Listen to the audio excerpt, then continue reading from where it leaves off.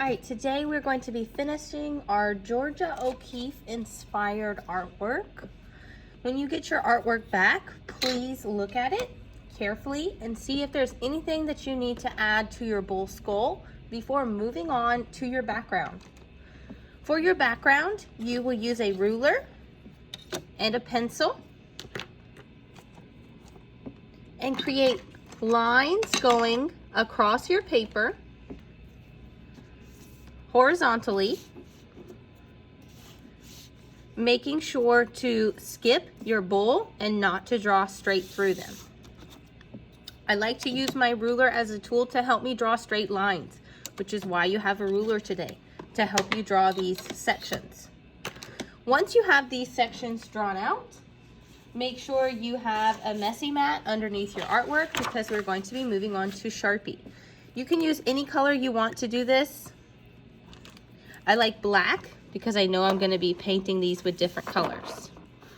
You will trace or outline all of your horizontal pencil lines, and then inside of these lines you will make patterns. Think about 3 or 4 different types of patterns and then repeat those in each of these sections. For instance, you can use lines, shapes, or objects and repeat them. I'm thinking about a northwestern kind of carpet or blanket that I've seen. Georgia O'Keeffe was inspired by New Mexico, and I've seen some designs like this. Just thinking about shapes.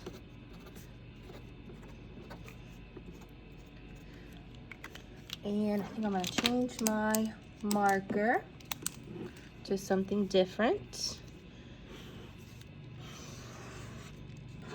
Now I have 3 different rows of designs. I'm just going to repeat that same pattern again all the way down.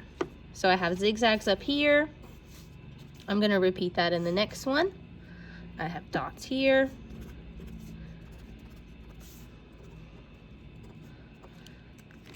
And then I have that different color wavy line.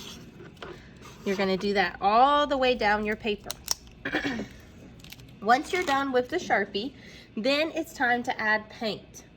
You want to keep your bull skull white. Mainly skulls would be this color because they've been, that's the color that they are, or they've been sitting out in the sun and the sun has bleached them into a really bright white. We used value on our skull, which is the lightness or darkness of a certain color. So I want to keep the value on my skull. I don't want to add paint because that's going to change it. Your paint palette is a warm paint palette, meaning it has colors like red, orange, yellow, colors that make you feel warm. It also has brown and peach. Thinking about those colors of New Mexico that Georgia O'Keeffe liked to paint, those types of landscapes. You will also have a water cup and a brush. These paints are dry tempera cakes, so they need lots and lots of water. I would recommend thinking about a color pattern and then doing that all the way down your paper. So wherever you have that certain pattern, let's say I want to do an orange zigzaggy pattern. Well, whenever I see that that zigzag again, I'm going to add the orange paint. Since I already have orange on my brush, I'm just going to follow that all the way down, even down here in this section.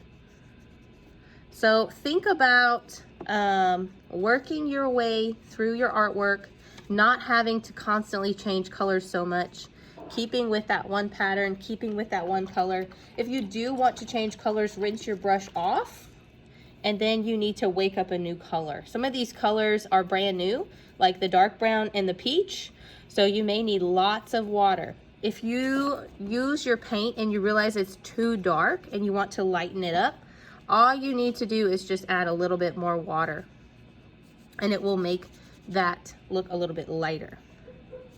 So paint your entire piece except for your skull. Work all the way down your background. When you're done, your messy mat and your artwork is going to go on the drying rack.